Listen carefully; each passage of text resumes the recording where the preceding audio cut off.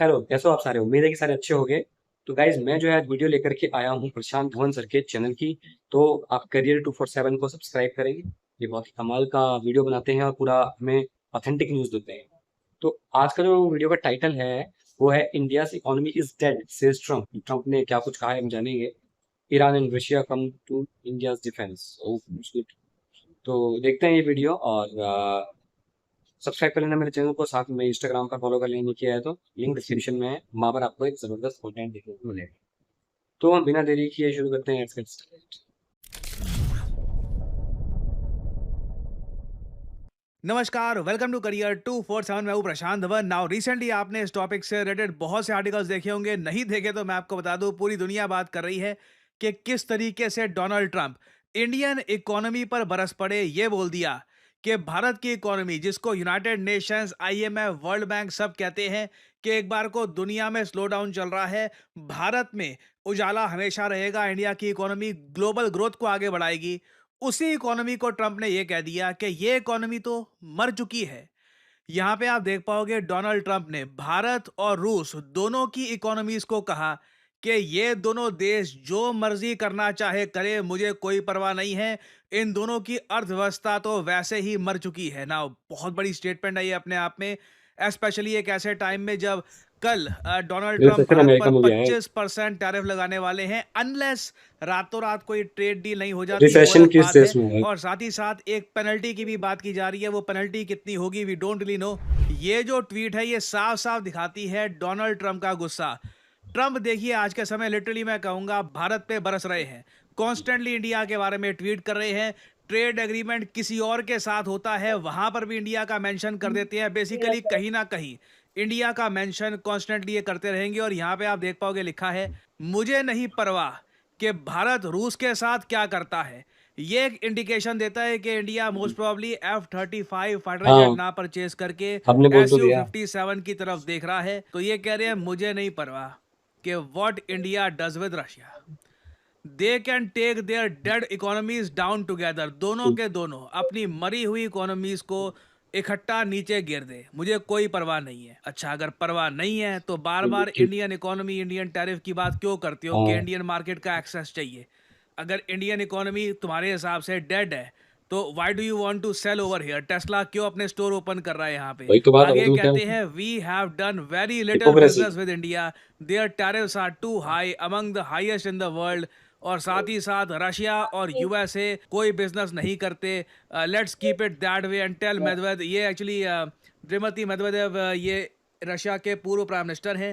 Recently इन्होंने USA को काफ़ी चुनौती दी थी। ये कहा था सोशल मीडिया पर कि रशिया कोई छोटा देश नहीं है, रशिया बिल्कुल लड़ेगा यूएसए से। और इवन इंडिया के डिफेंस में ये काफ़ी बार आए थे कि यूएस जिस तरीके से टैरिफ लगाकर कंट्रीज को डराना चाहता है, ये नहीं चलेगा। तो ये कहते हैं कि the failed former president of Russia, actually Dmitry Medvedev Russia के प्राइम मिनिस्टर रह चुके हैं और साथ ही साथ प्रेसिडेंट भी रह चुके हैं एक अच्छा। टाइम पर। तो उनको भी यहाँ पर धमकी दे दी, क्योंकि ये भारत के डिफेंस में बात कर रहे थे।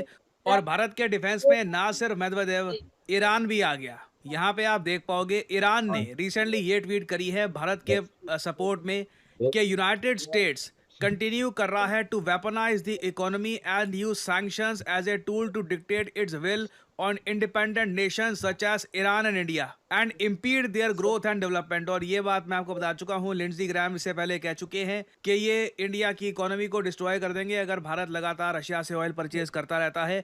तो आगे कहते हैं these coercive discriminatory actions violate the principle of international law and national sovereignty, representing a modern form of economic imperialism.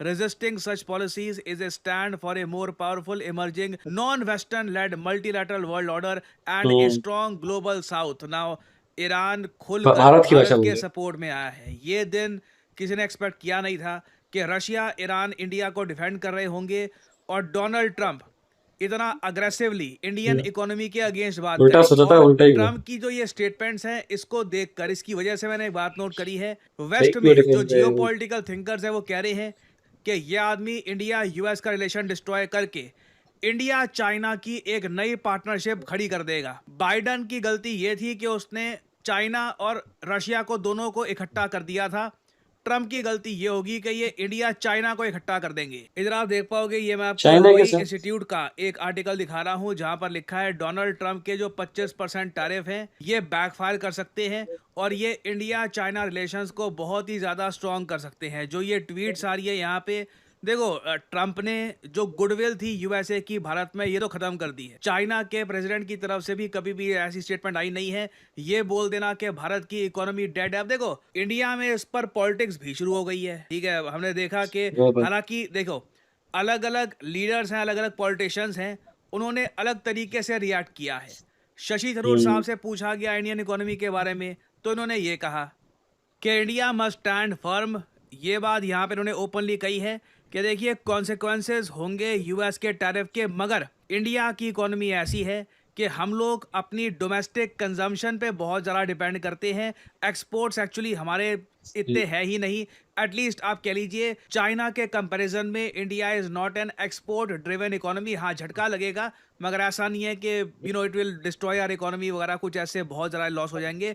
तो India is right to push back. हमें अपने जो इंटरेस्ट है इनका ध्यान रखना होगा। हाँ, तो भाई इसमें अब आप अपनी राय बताना मुझे कि आप क्या सोचते हैं, और आप कहेंगे तो हम पूरा वीडियो को भी रिएक्शन दे देंगे क्योंकि लंबा हो जाता है वीडियो इसमें। यार देखो, इकोनॉमी की बात हो रही है तो ये बात तो एक तरीके से सच है कि जो इंडियन इकोनॉमी है वो इतनी अच्छा तो परफॉर्म नहीं कर रही है, इतनी अच्छी तो नहीं है। क्योंकि नॉमिनल में अगर आप बात करें तो हम 4 ट्रिलियन के आसपास है। तो यूनाइटेड स्टेट्स $25 ट्रिलियन इकोनॉमी, मतलब कोई कंपैरिजन ही नहीं बनता। चाइना की 16-17 पे है, तो हमारा तो कंपैरिजन नहीं बनता, और हम अभी काफी पीछे हैं।